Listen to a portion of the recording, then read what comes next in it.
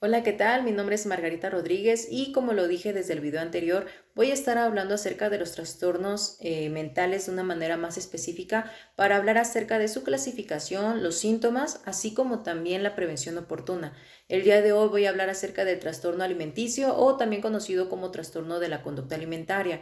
Este tipo de trastorno se caracteriza por el concepto errado que puede llegar a tener la persona acerca sobre los valores nutricionales de los alimentos, así como sobre el control de peso. Cabe resaltar que este tipo de trastorno no solamente afecta al aparato digestivo, sino que también va afectando, bueno, donde tenga que transitar la comida. Estoy hablando de los dientes, de la lengua, de la boca en general, de la garganta y más. Voy a comenzar con el trastorno de rumiación. Este tipo de trastorno es cuando la persona consume los alimentos, los ingiere y después procura regurgitar la comida. ¿Cómo es esto? Busca regresar del aparato digestivo la comida hacia la boca con la finalidad de volverlo a masticar y volverlo a consumir o en su defecto de masticarlo y escupirlo. También tenemos el trastorno pica, que consiste en donde la persona empieza a consumir diferentes materiales sin valor nutricional. Estoy hablando de esmalte para uñas, de labiales, de tierra, de piedras, de papel y diversidad de materiales. Cabe resaltar que este tipo de trastorno se presenta más en la infancia, pero también se llega a dar cuando las mujeres están embarazadas y empiezan con esta parte de los antojos, en donde salen a la calle y pueden llegar a decir, híjoles, es que olí la tierra mojada y se me antojó. Entonces la empiezan a consumir y en muchos de los casos se les hace este tipo de hábito, este tipo de trastorno, en donde si no ingieren lo que a ellas se les había antojado, bueno, empiezan con este cuadro de ansiedad, inclusive de depresión. Hay que tener mucho cuidado. Trastornos de evitación o restricción de la ingestión de alimentos. Es cuando la persona no consume los alimentos, ya sea por su color, por su olor o por su textura. Anorexia nerviosa, bueno, se caracteriza por la pérdida de peso de manera significativa, en donde también las personas, en este caso las mujeres, empiezan a hacer demasiado ejercicio, empiezan con las dietas y en muchas de las ocasiones dejan incluso de comer con la finalidad de empezar a bajar de peso. Este tipo de trastorno también afecta la percepción de las chicas, en donde se pueden ver en el espejo y se pueden seguir viendo subidas de peso. Entonces, aunque los demás veamos que no es así o que no está pasando de esta manera, bueno, a ellas dentro de su percepción y dentro de su enfoque es así como se va manejando y es por eso que en muchos de los casos han llegado también a la muerte. Hablo de la anorexia por parte de las mujeres porque para los hombres se clasifica como manorexia. Son las mismas situaciones, los mismos síntomas, pero en hombres. Tenemos también la bulimia nerviosa, es cuando la persona ingiere grandes cantidades de alimento, a esto se le llama atracones, y después busca compensarlo de una manera para vomitar y después poder quedarse en el mismo peso. ¿Cómo es esto? Yo como un pedazo de pan y después voy a vomitarlo para poder sacar la misma cantidad del pan que yo acabo de consumir y para poderme mantener en el peso que ya tenía. ¿Ok? Tenemos los trastornos de atracones, lo acabo de comentar, es cuando la persona empieza a ingerir grandes cantidades de alimento. Estoy hablando que de una porción alimenticia que la persona puede consumir, bueno, consume el doble o el triple, pero a diferencia de la bulimia nerviosa, no buscan compensarlo después con el vómito. Tenemos también la ortorexia, que es la obsesión por comer sano. Inclusive en muchas de las situaciones también empiezan a quitar esta parte de las proteínas, los carbohidratos y todo lo demás, ya que ellos empiezan a considerar que eso no es sano y que para ellos es malo. ¿Ok? Tenemos la vigorexia, que es cuando las personas hacen demasiado ejercicio y buscan aumentar su masa muscular y empiezan a consumir, bueno, anabólicos, metabólicos y toda esta parte de medicamentos para poderse ellos sentir, bueno, pues más corpulentos. Tenemos también la permarexia, cuando es la persona que cree que todo le engorda, ¿no? Desde una fruta, una verdura, y empiezan a hacer un lado a las comidas porque empiezan a tener este pavor de decir, es que todo lo que yo como me va a empezar a subir de peso. Tenemos también la pregorexia. Esto se da en las mujeres embarazadas, en donde buscan ellas mantenerse en forma, pero en muchas de las ocasiones empiezan a hacer a un lado la salud del bebé. Entonces, ellas en el afán de poderse seguir manteniendo, pues como en un principio antes de estar embarazadas, empiezan a meter dietas, empiezan a meter ejercicios, empiezan a automedicar con la finalidad de ellas mantenerse. ¿ok? Tenemos también otros trastornos alimentarios o de la ingestión de alimentos especificados o no especificados. Cabe resaltar que sí, sí, cierto, nosotros nos manejamos por el manual DSM-5, sin embargo, no porque no venga ahí establecido en específico el trastorno alimenticio mental que está presentando la persona, no significa que no sea trastorno, simplemente que también cuando ya esto empieza a afectar a la persona dentro de su vida alimentaria, bueno, es también ahí cuando puede entrar dentro de este tipo de trastornos. ¿Ok? Factores por lo que se puede presentar este tipo de trastornos. Bueno, tenemos a la genética. En muchas de las ocasiones, yo siempre lo he dicho, dentro de la genética, la que más se puede llegar a presentar dentro de este trastorno es la tiroides o es también el metabolismo de la persona. Entonces, dentro de este afán, al no acudir con el nutriólogo especializado para tratar este tipo de casos, ellos mismos empiezan a proponer sus propias dietas o sus propias líneas o hábitos alimenticios sin considerar todas las partes de gravedad en donde pueden llegar a incurrir. Entonces hay que tener mucho cuidado. Si ya tenemos nosotros un cuadro genético, bueno, pues no hay como acudir con nuestro médico de cabecera, con nuestro nutriólogo, y también es necesario acudir con el psicólogo para poder tratar este tipo de temas mentales, en donde también nosotros tenemos que ver la realidad que estamos viviendo y cómo la vamos a empezar a afrontar. Tenemos también otro factor que sería la salud psicológica y emocional.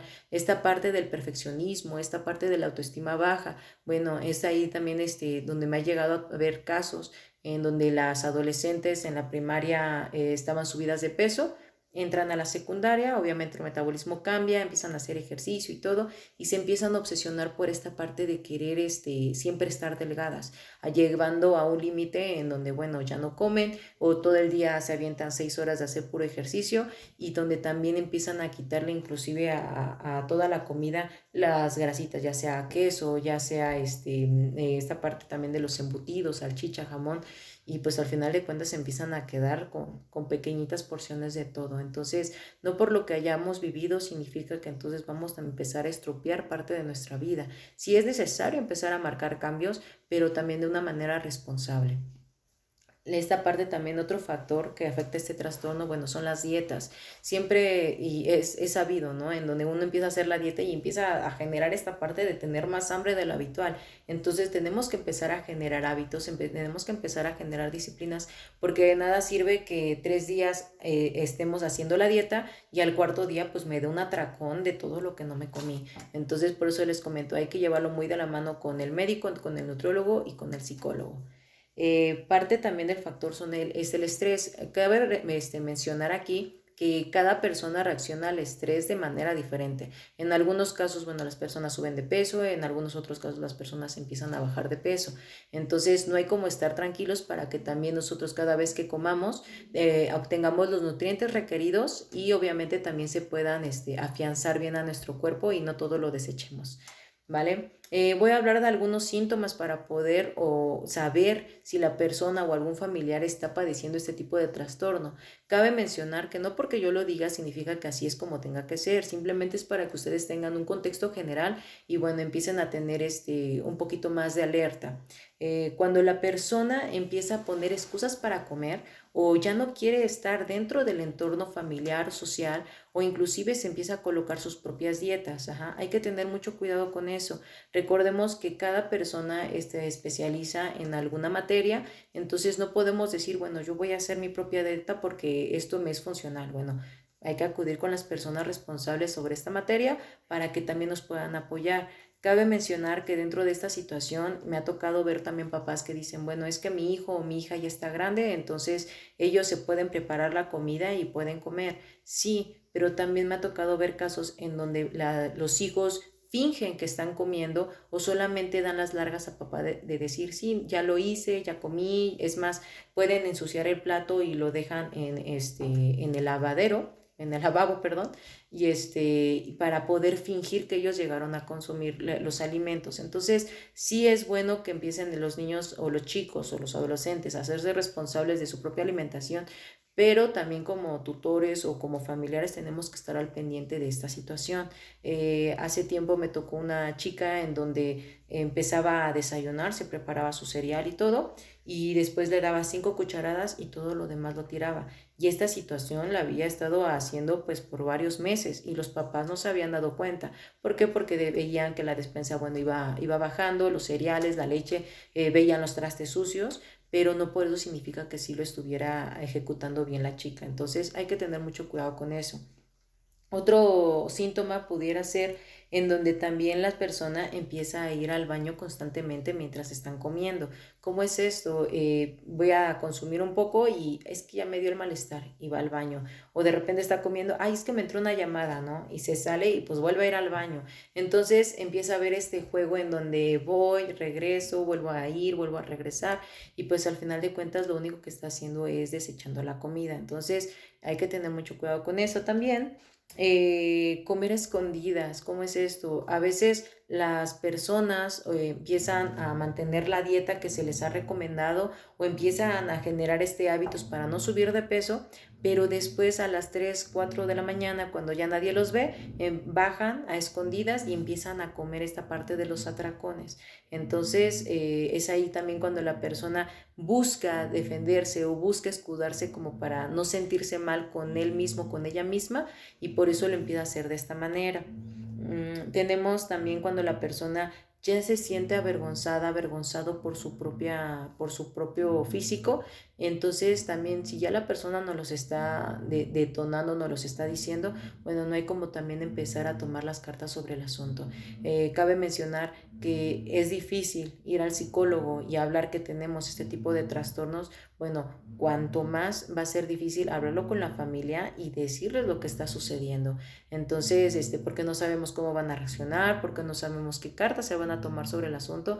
Entonces, también yo entiendo esta situación, pero recuerda que si tú estás padeciendo por esta situación, no estás solo, no estás sola, y que también si ves a algún familiar, a una persona, bueno, con toda confianza para poderse acercarlo con los especialistas necesarios. Prevención, bueno, lo acabo de decir, hay que acudir con los especialistas, médico, nutriólogo, psicólogo, para poder llevar un mejor hábito alimenticio físico y mental. También tenemos que hablar con la familia en esta parte en donde tienen que reforzar la parte de la autoestima y también hablar acerca de los hábitos sanos en cuestión de alimentación. Ajá, tenemos algo lo que es el plato del buen comer. Bueno, no hay como que en la misma familia podamos generar esta parte en donde qué son las proteínas, qué son los carbohidratos, qué son las harinas, para qué sirve cada alimento y empezarlo también a colocar dentro del plato diario, ¿no? Esta parte también hay que hablar, como les acabo de comentar, de la autoestima, no porque haya modelos que nos han inculcado dentro de la sociedad a seguir en donde dicen, bueno, si está delgada, está bonita. No, hay que tener mucho cuidado con eso y también eso empieza desde casa. No por ser delgada significa que estás bonita, sino mientras estés saludable significa que estás bonita o estás guapo. También no podemos caer en esta parte de la conformidad en decir, bueno, pues si yo estoy subida de peso es mi vida, el que me quiera aceptar que me reciba y yo así soy feliz. Sí, nadie está cuestionando tu felicidad, simplemente es por cuestión de salud, porque al final de cuentas también tenemos entendido en donde también esta parte de la salud nos puede afectar. Entonces, ya seas en el presente o en un futuro próximo. Además, hay muchas cosas que también en cuestión de grasa, bueno, que va también afectando a las arterias y cositas así. Entonces, hay que mantener una vida saludable, tanto física como mental. Por último, cabe resaltar también en esta parte, bueno, pues acudir con el psicólogo para también empezar a ver desde dónde empezamos a tener este tipo de trastornos alimenticios.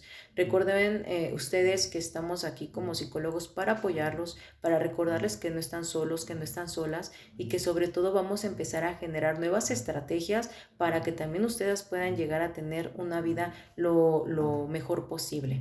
¿Ok? Cabe también por último decir que les vuelvo a agradecer por tomarse el tiempo por ver mis videos que son meramente informativos para crear conciencia sobre la importancia de acudir al psicólogo. En cuestión de su servidora, bueno, nos encontramos en el municipio de Totonilco los días viernes de 10 de la mañana a 2 de la tarde en Presidencia, los días lunes de 10 de la mañana a 2 de la tarde en el consultorio de la doctora Sandra Vázquez Noble, y los demás días nos encontramos en Huehuetoca en el Centro de Formación Cultural y Desarrollo Académico Altius Center Citara Huehuetoca. Muchísimas gracias y recuerda no autodiagnosticarte y que la salud mental es fundamental. Muchísimas gracias.